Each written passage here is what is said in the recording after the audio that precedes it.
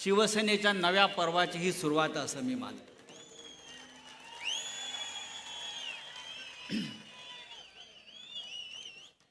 नक्कीच आपण जे म्हणालात की वडिलांसमोर मुलानं कधी भाषण केलं नाही आपल्या परिवारात सगळ्या, पण मी इतकं सांगेन आदित्य, आता आपण लहान मूल राहिलेले नाही आहात. आपण या राज्याचे देशाचे नेते झालेले आहात आणि या महाराष्ट्र आपल्याकडे फार मोठ्या अपेक्षेने पाहतो. आपण मगाशी लढणार का विचारलं. जेव्हा जेव्हा महाराष्ट्रातल्या ठाकरेंच्या 3 पिढ्यांनी आवाहन केलं लढाल का, तेव्हा हा महाराष्ट्र लढण्यासाठी फक्त ठाकरेंच्याच मागे उभा राहिलेला आहे.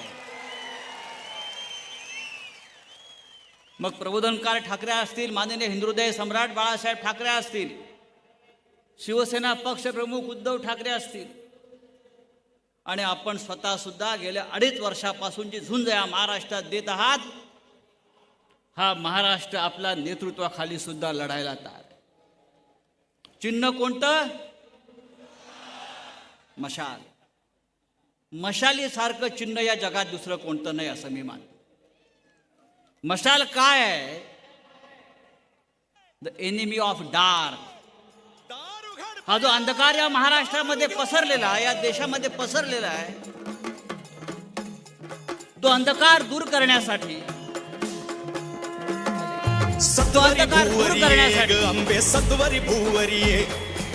माननीय उद्धव साहेबांचं आगमन झालेलं आहे. आदिमाये तू ये, आदिशक्ती तू ये, आदिमाये तू ये, अनादि शक्ती तू ये, असुरांचा संहार कराया मशाल हाती दे. सत्वरी भूवरी ये ग अंबे, सत्वरी भूवरी ये.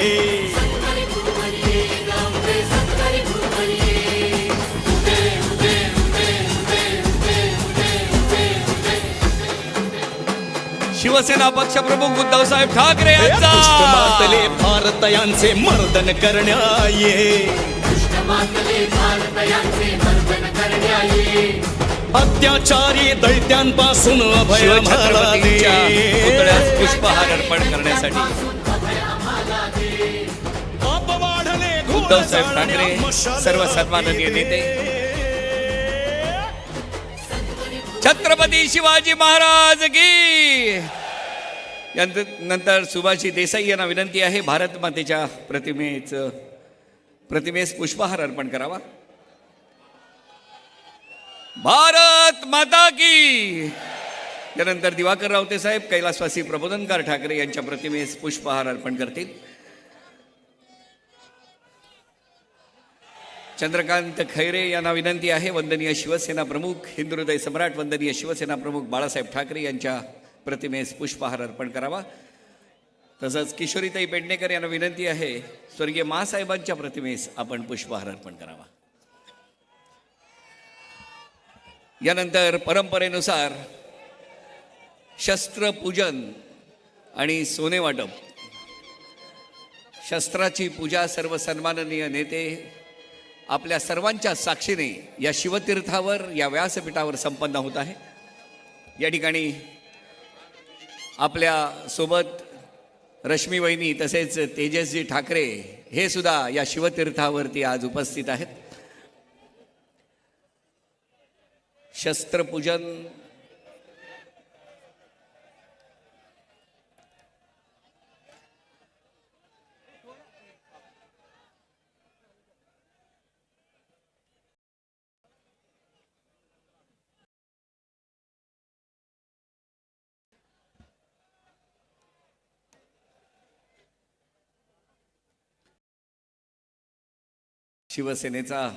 शिवसेना उद्धव बाळासाहेब ठाकरे पक्षाचा हा आपला दसरा मेळावा. यानंतर मी विनंती करतो संजयजी राऊत साहेबांना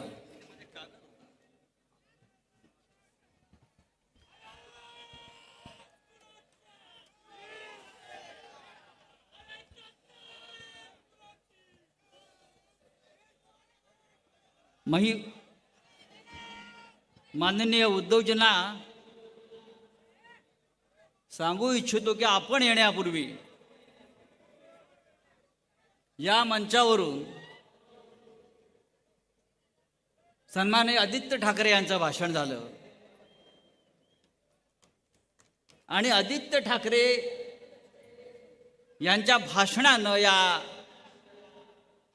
महाराष्ट्रातल्या राजकारणाची शिवसेनेच्या नव्या पर्वाची सुरुवात झाली.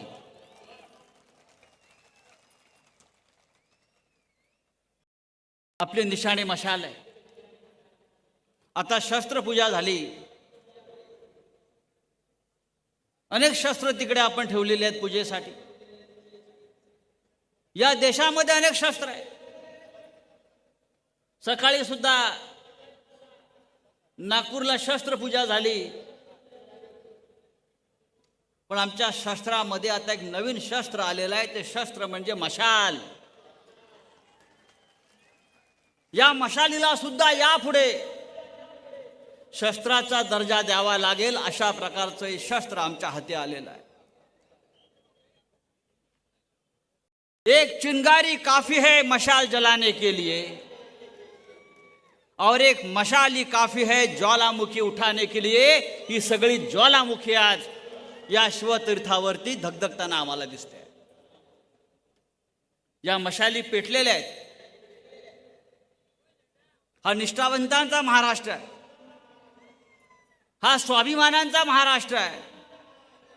छत्रपती शिवाजी महाराज आणि हिंदुहृदय सम्राट शिवसेना प्रमुख बाळासाहेब ठाकरे यांच्या विचारांना चालणारा हा महाराष्ट्र आहे. आणि त्याच निष्ठावंतांचा हा विराट असा दसरा मेळावा या क्षणी अख्खा देश अनुभवतो आहे. 2 दिवसापूर्वी या देशाचे सुपुत्र रतन टाटा यांचं निधन झालं. उद्योगपती गेल्यावर देश हळहळत नाही. कारण उद्योगपती आपला वाटत नाही लोकांना, मध्यमवर्गीयांना.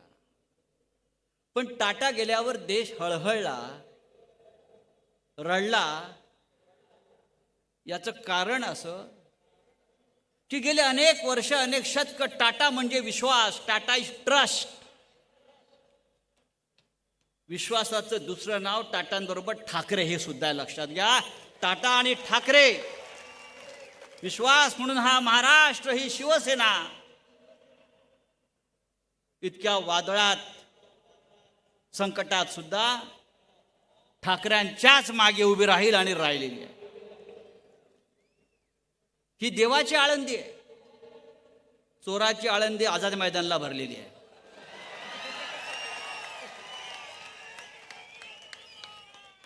ही देवाची आळंदी आहे. आणि चोराच्या आळंदीचा मेळावा हा तिकडे आझाद मैदानावर भरलेला आहे.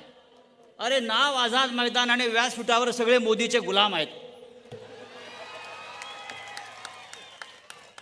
त्या आझाद मैदानाची तरी थोडी लाज राखा, नावाची लाज राखा. गुलामांचा मेळावा आणि आझाद मैदानावर. मी खरं म्हणजे सकाळी सांगितलं उद्धव साहेब, या मेळाव्याला 50-55 वर्ष झाली. माननीय शिवसेना प्रमुखांनी सुरू केलेला हा मेळावा. आणि तिकडे आझाद मैदानावर आज मेळावा घेत आहेत. त्यांनी मेळावा खरं म्हणजे सुरतला घ्यायला पाहिजे होता, गुजरातला घ्यायला पाहिजे होता. कारण त्यांचा पक्षाचा जन्म शिवतीर्थावर किंवा महाराष्ट्रात झाला नसून सुरतच्या गर्भातून त्यांचा जन्म झाला. आपलं जेव्हा सरकार येईल महाराष्ट्रात 2 महिन्यांनी, तेव्हा आम्ही त्यांना सांगू, तोपर्यंत जगलात, वाचलात, जिवंत राहिलात तर तुमचा मेळावा हा सुरतला घ्या. ते तुमचं जन्मस्थान आहे, महाराष्ट्र नाही. लोकसभा निवडणुकीत आपण सगळ्यांनी मोदी आणि शहांचा दारुण पराभव केला. महाराष्ट्रानं दारुण पराभव केला. त्याच्यामुळे हा आजचा मेळावा नुसता दसरा मेळावा नसून हा विजय मेळावा सुद्धा आहे. लोकसभेत आपण जो विजय प्राप्त केला त्याचा विजय मेळावा सुद्धा आहे. आणि आणखीन 2 महिन्यांनी आपल्याला इथे विजय मेळावा घ्यायचा आहे. त्या विजय मेळाव्यावरती शिवसेनेचा मुख्यमंत्री या व्यासपीठावरती असेल. माननीय उद्धव साहेब, तुम्हाला या राज्याचं नेतृत्व करावं लागेल. हरियाणाचे निकाल लागले. हरियाणाचे गंमत आहे.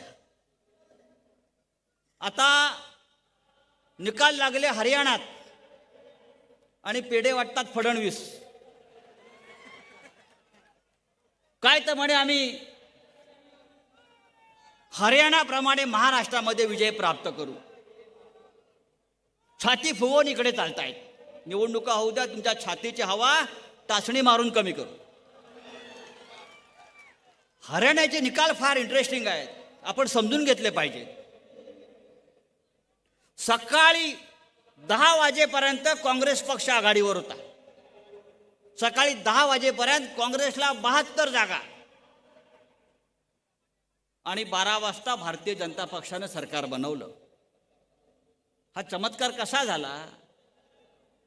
जो काँग्रेस पक्ष सकाळी 10:30 वाजेपर्यंत 72 जागांवरती आघाडीवर आहे आणि 12 वाजता भारतीय जनता पक्ष सरकार बनवतो आहे. भारतीय जनता पक्षाला 39.9 एवढी मतं मिळाली टक्के. समजून घ्या, 39 आणि काँग्रेस पक्षाला 39.3. फक्त 6% फरक आहे. फक्त 6%. लक्षात घ्या. 0.6 आणि या 0.6 मुळे भारतीय जनता पक्षाला 30 जागांचा फायदा झाला. ही गोष्ट कोणाच्याही कल्पनेत बसणारी नाही, डोक्यात बसणारी नाही. 0.6% मतांनी कोणताही पक्ष 30 जागा जिंकू शकत नाही. हा ईव्हीएमचा घोटाळा असल्याशिवाय, या चोऱ्या लांडा लावाडा असल्याशिवाय हरियाणामध्ये हा पराभव काँग्रेसचा होऊ शकत नाही. महाराष्ट्रात सुद्धा काही ठिकाणी हेच झालं. हरियाणात जे घडलं ते महाराष्ट्रात घडणार नाही. हा महाराष्ट्र वेगळ्या दिशेने चाललेला आहे, वेगळ्या मार्गाने चाललेला आहे. आज आम्ही इथे विचारांचं सोनं लुटायला जमलेलो आहोत. पण काही लोक या राज्यामध्ये महाराष्ट्र लुटण्यासाठी एकत्र आलेले आहेत. आणि ही लूट थांबवायची असेल तर या राज्याची सूत्र आपल्याला पुन्हा माननीय उद्धव ठाकरे यांच्याकडेच द्यावी लागतील आणि या महाराष्ट्र वाचवावा लागेल. आज महाराष्ट्राचा कारभार कसा चाललेला आहे? महाराष्ट्राचा कारभार मी एका वाक्यात सांगतो. थोडा असंसदीय शब्द असेल तर जरा बाजूला एक कान बंद करा. महाराष्ट्राचा जो कारभार आहे, एका वाक्यात सांगायचं तर कावळ्यांकडे दिला कारभार, त्याने हगून भरला दरबार. अशी घाण या महाराष्ट्रामध्ये या लोकांनी केलेली आहे. भास्कर जाधव म्हणतात हा शब्द संसदीयच आहे. हगणदारी मुक्त गाव ही सरकारची योजना आहे. तसं आपल्याला मंत्रालय हगणदारी मुक्त करायचं आहे. मित्रांनो, हे गुजरातचे ठग महाराष्ट्राचा भूगोल बदलायला निघालेले आहेत. स्वतः गुजरातला इतिहास नाही आणि आमचा भूगोल बदलायला निघालेले आहेत. या महाराष्ट्राला इतिहास का आहे? कारण या महाराष्ट्रात छत्रपती शिवाजी महाराज जन्माला आले, औरंगजेब जन्माला आला नाही. गुजरातमध्ये 2 महान लोक जन्माला आली. मग अशा आपण एक उल्लेख केला, औरंगजेब आणि दुसरा मोहम्मद अली जिना, तो गुजरातला जन्माला आला. तो गुजरातीच होता, ज्याने पाकिस्तानची निर्मिती केली, ज्याने देशाची फाळणी केली. हे दोन्ही महान लोक जे आहेत ते गुजरातला जन्माला आले आणि छत्रपती शिवाजी महाराज हे या महाराष्ट्रात जन्माला आले. त्याच्यामुळे आम्हाला इतिहास आहे, बाकी सगळ्यांना भूगोल आहे. आणि हे गुजरातचे ठग हा महाराष्ट्राला लुटतायत. मगाशी आपण उल्लेख केला आदित्य, कशी टेंडरबाजी सुरू आहे. धारावी पुनर्वसनाच्या नावाखाली 256 एकर मिठागराची जमीन मोदी शहानी गौतम अडाणीच्या घशात घातली. आपली जमीन, या महाराष्ट्राची जमीन. मिठागरं तुमची आणि मालकी आमची. आता आम्हाला मीठसुद्धा मिळेल की नाही आमचं स्वतःचं, ही चिंता आम्हाला सतावते आहे. महाराष्ट्रातले सगळे उद्योग, सगळी संपत्ती गुजरातला पळवली जाते. महाराष्ट्राच्या पैशावर गुजरातला सोन्याने मडवलं जात आहे. गुजराती बांधव आमचे आहेत, गुजरात आमचं आहे, पण महाराष्ट्राची लूट करून गुजरातला दान देणं हा अन्याय आहे. आधी सुरतला आमच्याकडले नकली वाघ नेले. मी काल कुठेतरी वाचलं की महाराष्ट्रातल्या जुन्नरमधले अनेक बिबळे आता गुजरातला घेऊन चालले आहेत. बरोबर ना? गुजरातला आता आमचे बिबळे सुद्धा घेऊन चाललेले आहेत. तिथे गुजरातला अनेक बिबट्यांचं पार्क करायचं आहे. माझ्याकडे अशी माहिती आहे की काही काळापूर्वी एक योजना आमच्या जुन्नरला होती, तिथे सुद्धा बिबट्यांचं पार्क करायचं होतं, पण ते बंद पडत आहे. आणि आमच्या जुन्नरचे बिबळे हे आता गुजरातला घेऊन गेले. अजून काय मग न्यायचं राहिलेलं आहे महाराष्ट्रात? काय न्यायचं राहिलेलं आहे? मुंबई न्यायचं चालू आहेत प्रयत्न त्यांचे. विनोबा भावे होते आमच्या महाराष्ट्रामध्ये. विनोबा भावे यांची एक फार सुंदर घोषणा होती. त्यांनी भूदानाची चळवळ सुरू केली. ते म्हणायचे सब भूमी गोपाल की. ही सगळी भूमी, सगळी जमीन जी आहे ही परमेश्वराची आहे, गोपाळाची आहे, शेतकऱ्यांची आहे. पण आज नरेंद्र मोदींनी सांगितलं सब भूमी गौतम अडाणी की. नरेंद्र मोदींनी नवीन भूदान यज्ञ सुरू केला, अमित शहाने नवीन भूदान यज्ञ सुरू केला. या महाराष्ट्राची सगळी भूमी गौतम अडाणीची. या महाराष्ट्रातली सगळी भूमी भ्रष्टाचारांची, एजंटाची, दलालांची. अनेक या मुंबईतले भूखंड अशा तऱ्हेनं अडाणीच्या आणि शिंदेच्या घशात घालण्याचं काम चालू आहे. माझ्याकडे यादी आहे. परवा चंद्रशेखर बावनकुळेला 50 कोटीचा भूखंड 1 कोटीमध्ये दिला नागपूरला. अशा अनेक आहेत. मुंबई बँकेला 100 कोटीचा भूखंड दिला. ऐरोलीतले अनेक भूखंड मिंद्यांच्या लोकांना दिले. महानंदा डेअरी गुजरातला नेली आणि महानंद डेअरीचा 30 एकर जमीन सुद्धा ही आता गुजरातच्या लोकांना दिली जाते. हे सर्व का होतं? हा भ्रष्टाचार होतोय कारण या देशातली न्याय व्यवस्था विकली गेलेली आहे. या देशातलं सुप्रीम कोर्ट, या देशातलं सरन्यायाधीश हे नरेंद्र मोदी बरोबर आरती करत आहे आणि सरन्यायाधीश मोदीला मोदक देतात. आम्हाला न्याय कसा मिळणार? आमच्या आमदारांचा प्रश्न, अपात्रतेचा प्रश्न शिल्लक आहे. चंद्रचूड महाशय, चंद्रचूड साहेब, सरन्यायाधीशांचं काल मी एक निवेदन वाचलं. ते असं म्हणतात की सरन्यायाधीश म्हणून आपण देशाची सेवा चोख बजावत आहोत. पहाटेपासून काम केल्यामुळे रात्री समाधानानं झोपू शकतो. इतिहास माझ्या कार्यकालाचे कसे मूल्यमापन करणार याची मला आता चिंता आहे. सरन्यायाधीश साहेब, आपण या महाराष्ट्रात घटनाबाह्य सरकार जे बसवलेलं आहे आणि वाचवलेलं आहे ते पाहता आपल्याला झोप कशी लागते हा प्रश्न आम्हाला पडलेला आहे. या राज्यातला, देशातला भ्रष्टाचार जो झालेला आहे त्याला देशाची विकत गेलेली न्याय व्यवस्था जबाबदार आहे. आणि आपल्याला हे सगळं आता जर संपवायचं असेल, नष्ट करायचं असेल आणि नवीन पहाट या महाराष्ट्रामध्ये आपल्याला उगवायची असेल तर मी इतकंच सांगेन, मशाल हातात घेऊन आपल्याला आता पुढे जावं लागेल. मशाल घराघरात पोचवावी लागेल. मशालीचा प्रकाश आपल्याला पुन्हा एकदा या महाराष्ट्रामध्ये उजळून काढावा लागेल. आणि हा महाराष्ट्र पुन्हा एकदा वैभवशाली करण्यासाठी शिवसेनेच्या नेतृत्वाखाली, उद्धव ठाकरे साहेबांच्या नेतृत्वाखाली आपल्याला हे राज्य निर्माण करावं लागेल. जय हिंद, जय महाराष्ट्र.